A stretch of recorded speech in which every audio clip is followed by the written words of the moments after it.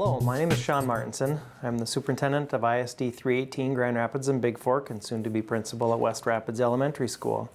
I've been asked to talk today about some work the school district is doing and just never lose track of reminding people to take care of each other and follow social distancing guidelines and be wearing masks when you're out and about.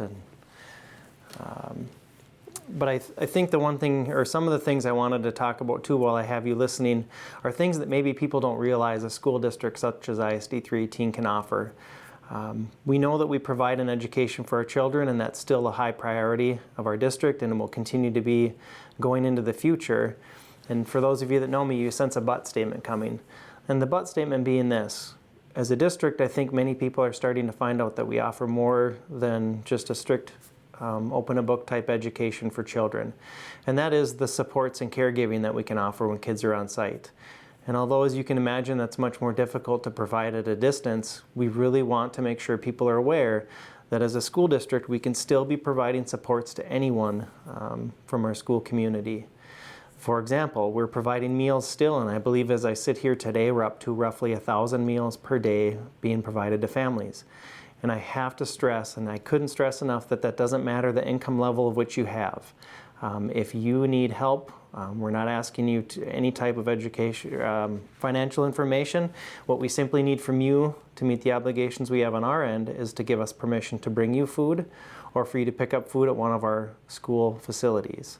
And that information is at www.isd318.org. Again, isd318.org. And toward the top of the site in the middle, there's a text link that says COVID-19 information. There's a place to quickly and easily sign up for services, for example, meal delivery to your home. And again, it doesn't matter your income. I also wanted to remind our community that we can provide mental health supports. And part of it is breaking down that stigma that there's nothing wrong with saying you need help.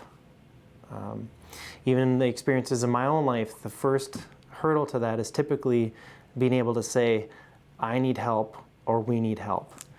What I would encourage people to do is reach out directly to either your teachers, your administrators, even through the district office number of 327-5700. Again, 327-5700. That gets you to the core number of the school district, and there you can follow prompts to get down to the individual sites, or even going to, again, that COVID-19 area of our district website.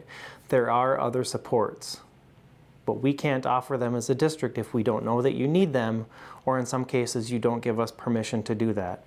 Food services, we simply need permission, and it's a very, very, very quick sign up. Mental health supports, and I couldn't say it enough, part of it's a stigma. Please don't be ashamed to ask for help. We're here to help, and we're here to provide those supports, even though your children are not with us and you're off-site. You know, I had mentioned to even our district staff that nothing against other institutions, but I chose to join a public school setting where kids come to us, and I can't wait for the kids to come back. I know that the teachers and staff that we work with, the paraprofessionals, the food service unit, transportation, we want everyone to come back.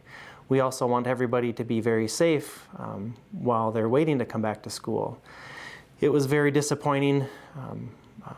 I understand the reasons why, but very disappointing to know that the kids wouldn't finish the year with us this year.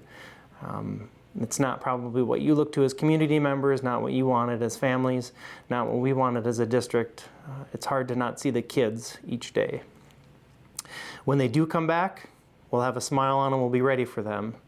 We're still awaiting quite a bit of guidance, and as time passes, we'll learn more and more about what school will look like next year. But as you had probably heard me at the beginning when I talked about West Rapids Elementary, our facilities are still moving forward, and there's a considerable amount of work going on that end as well. I'm sure there's more that I could and should share right now, and since I have you here, it's probably a really good time to work into the wearing of masks. I'm on the Grand Rapids Fire Department, and when I wear a mask there, I wear that to protect myself from the environment that I'm in. And when I'm not at the fire department, I have a different type of mask. And this mask, for those that aren't aware, this is for me to help protect others. What we're seeing with health concerns right now is that sometimes people don't even know they're sick. And by wearing a mask, when we're out and about in the community, we can help protect others. It's something that, granted, I've been able to wear a mask in another role that I hold, but this doesn't bother me at the least bit. And if at the end of all of this, you thought Mr. Martinson just looked a little bit silly with a mask, that's a sacrifice that I'm willing to make to help keep others safe. I hope that you would consider that as well. So I do thank you for taking the time. This is probably well over the amount of time they wanted me to speak. But I wanted to express that ISD 318, Grand Rapids, Big Fork, Cohasset, all of our different individual sites and staff, we miss you.